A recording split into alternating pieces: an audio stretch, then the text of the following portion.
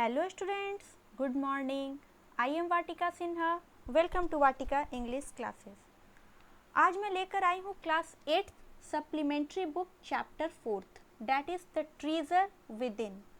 ये बहुत अच्छा चैप्टर है, इंटरेस्टिंग चैप्टर, आपको पढ़ के मज़ा आएगा। ये लाइफ से रिलेटेड है, इसलिए first second third chapter already uploaded है आपके सप्लीमेंट्री बुक से। क्लास 10th क्लास 12th के as well as grammar section को मैंने अपने वीडियोस में इंक्लूड किया है, आप उसे ज़रूर चेकआउट करिए।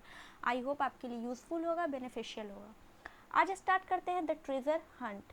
कोई भी स्टोरी को पढ़ने से पहले समझना ज़रूरी है कि उस स्टोरी का कॉन्सेप्ट क्या है, मतलब उसका डिस्क्लेमर क्या है, उसमें किस चीज़ के बारे में बात करी गई है और उसका टाइटल इस तरह से रिप्रेजेंट क्यों किया गया है। जो टाइटल होता है वो पूरी तरह से स्टोरी बेस्ड ही होता है। ऐसा नहीं होता कि आप आम खा रहे हैं और अंगूर से आपका एग्जाम्पल लिया जाए या फिर स्टोरी का कवर रखा जाए। इसलिए जो चीज़ स्टोरी में है उसी को आपको रिलेट करना पड़ता है सब टाइटल या टाइटल से।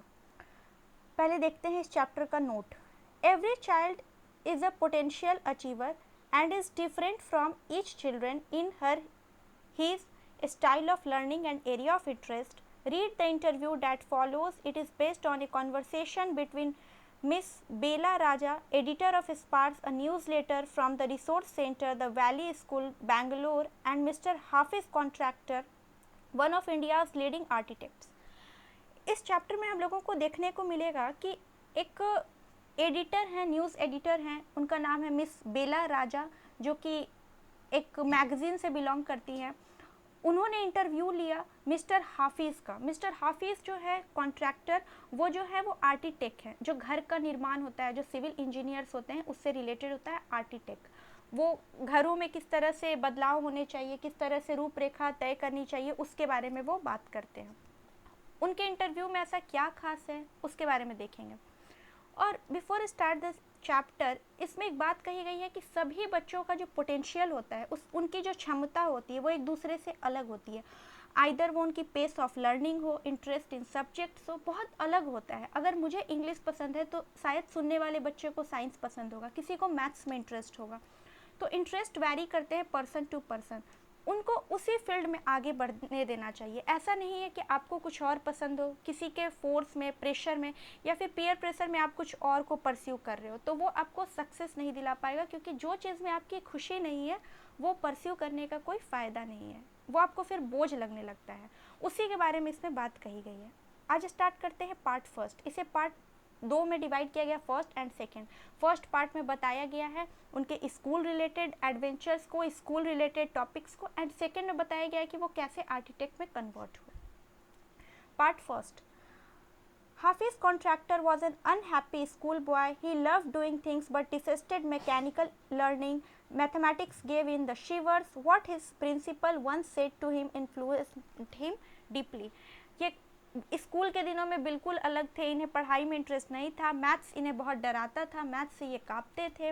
एक बार इनके प्रिंसिपल ने इनसे कुछ बात कही थी जो कि इनको काफ़ी प्रभावित किया था, इन्फ्लुएंस किया था। आइए देखते हैं क्या।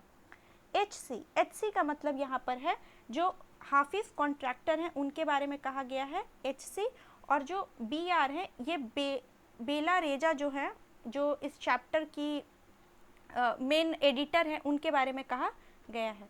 तो आइए स्टार्ट करते हैं। आप इसे ज़रूर समझें और लाइफ से रिलेट करें कि कैसे लाइफ में चेंजिंग होते हैं।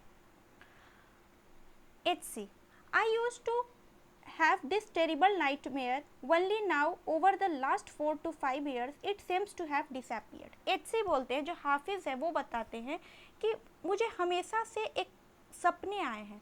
नाइटमेयर का मतलब होता है बहुत विचित्र डरावने सपने, उसे कहते हैं नाइटमेयर। हमेशा से एक सपने आए हैं, लगभग 4-5 साल से ये सपने आने बंद हुए हैं। BR जो एडिटर है वो पूछती है, what nightmare are you talking about and why do you think it has disappeared now. कौन से सपने की आप बात करें और ऐसा क्या हुआ कि वो सपने आने बंद हो गए। इस पे हाफिज़ बोलते हैं, I use to get continuous nightmares about appearing for a maths examination where I did not know anything. Now the साई must have gotten over it. I don't have to think about education and there is absolutely no time to get nightmares. वो बताते हैं कि मुझे हमेशा से ऐसे सपने आते थे जो मुझे डराते थे, वो मैथ्स के होते थे कि मेरा मैथ्स का एग्ज़ाम होने वाला है, उससे रिलेटेड उन्हें सपने आते थे और उन्हें एग्ज़ाम में कुछ नहीं आता है, ये सब उन्हें बहुत ज़्यादा अपने आप में डराते थे। उन्हें मैथ्स रिलेटेड सपने भी आते थे, मतलब जिस चीज़ से वो डरते थे वही उनके सपने में आता था।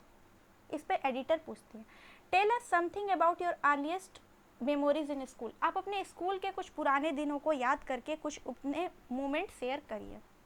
HC, in the first and second year, I was a very good student. After I reached the third standard, I simply lost interest and never studied. जब तक मैं पहली और दूसरी क्लास में था, मैं पढ़ने में अच्छा स्टूडेंट था, लेकिन जैसे ही मैं तीसरी कक्षा में पहुंचा, थर्ड क्लास में पहुंचा, वहाँ मेरी पढ़ाई में इंटरेस्ट धीरे धीरे ख़त्म होने लगी और मैंने पढ़ना बिल्कुल छोड़ दिया।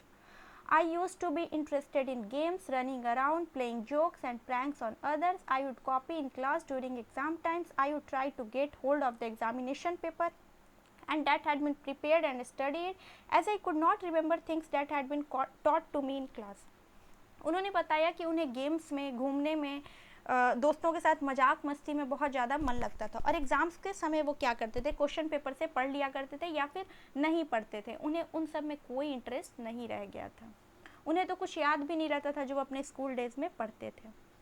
However, later one sentence spoken to me by my principal changed my life. लेकिन कभी कभी होता है हमारे लाइफ में कुछ ऐसे इन्फ्लुएंस होते हैं, ऐसा किसी का प्रभाव होता है जो हमारी पूरी ज़िंदगी को बदल देता है।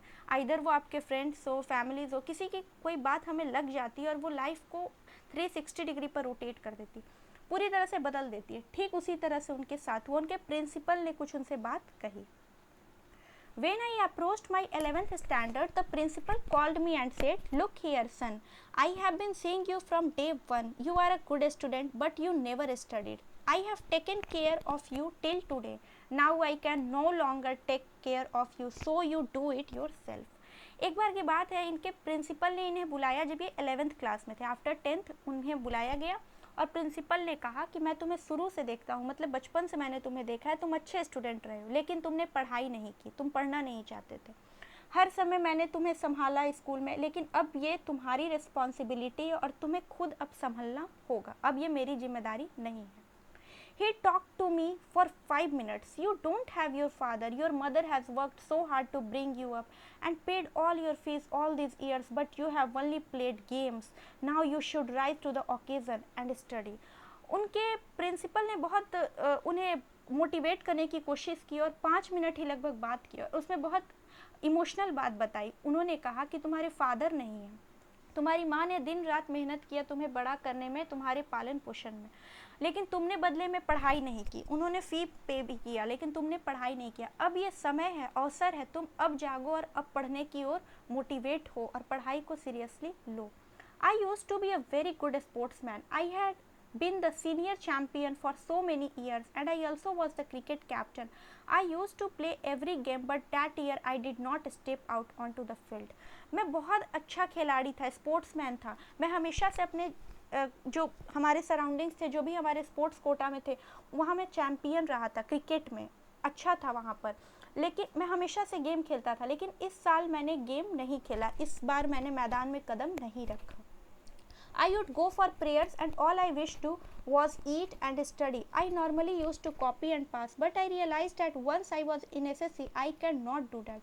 मैं सिर्फ खाता था, सोता था, पढ़ता नहीं था, लेकिन इस बार मैंने कोशिश की और मैंने SSC के लिए अच्छे से पढ़ाई करी। When I got a second class 50% in my SSC, my principal said, "Son, consider yourself as having got a distinction. This is my memory of my school days." और मुझे ज़्यादा तो परसेंटेज नहीं आए, सिर्फ 50% आए, 50% आए, लेकिन मेरे प्रिंसिपल ने कहा कि ये 50% को तुम अपना डिस्टिंक्शन समझो। डिस्टिंक्शन का मतलब होता है 75%, मतलब जिसने कभी पढ़ाई नहीं करी हो, हमेशा से वो कॉपी पेस्ट करता रहो, मतलब कॉपी से पास होता रहो, उसने कुछ पढ़ा है तो वो उसके लिए अच्छा है। 50% आए तो उससे तुम अपना अच्छा नंबर समझो। I did lots of other things. See, as far as my things are concerned, I can't remember. I forget things very easily. To remember, I have to little things as a photograph. I read a book and I can remember the matter as a photograph, but not through my mind. This is how it works.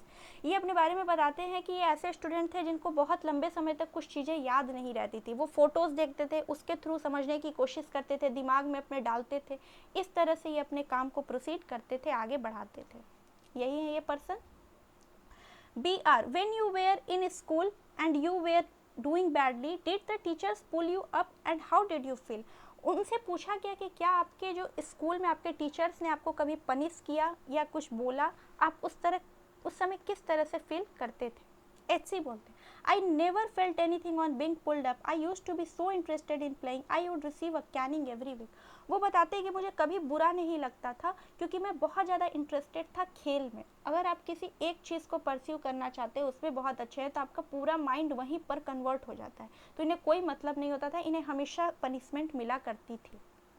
BR, when you knew that you had incurred the wrath of your teacher and by not doing your homework or by behaving badly, when you knew you would get a caning, what was the state of your mind? उनसे पूछा गया कि जब आप homework नहीं करते थे, teacher के द्वारा डांटे जाते थे, पनिशमेंट मिलती थी, उस समय आपकी मन स्थिति क्या थी, आप क्या सोचते थे. HC, state of mind, just lift up the hand and they would cane you. It would hurt badly and then I would have to forget about it because I would want to go and play. इनके साथ क्या होता था, इन्हें मारा जाता था. Can का मतलब होता है वो स्टिक से मारना. उन्हें बहुत चोट लगती थी, लेकिन वो सब चीज़ों को वो भूल जाते थे और वापस खेल में जुट जाते थे. BR, you never felt insecure or threatened? BR ने बोला कि क्या आपको कभी इनसिक्योरिटी, डर नहीं लगा. थ्रेटन मतलब ऐसा डर नहीं लगा, भय नहीं लगा.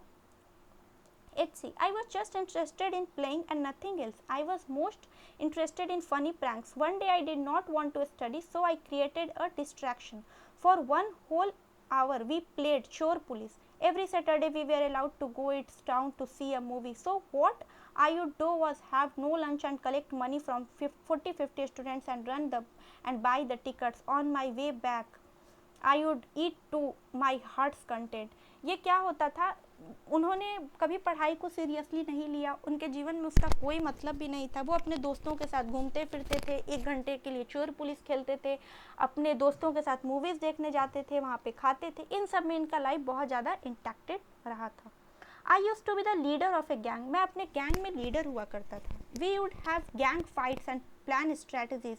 This things use to interest me more than any academics. उनको अपने दोस्तों के साथ रहना, उनके साथ फ्रेंडशिप शेयर करना, उस तरह की स्ट्रैटेजी बनाना, पॉलिसी बनाना ज़्यादा अट्रैक्ट करता था than studies. Students used to book my textbook for the following year because they were almost brand new. I probably opened them one day before exams. ये बहुत interesting बात इन्होंने बताई.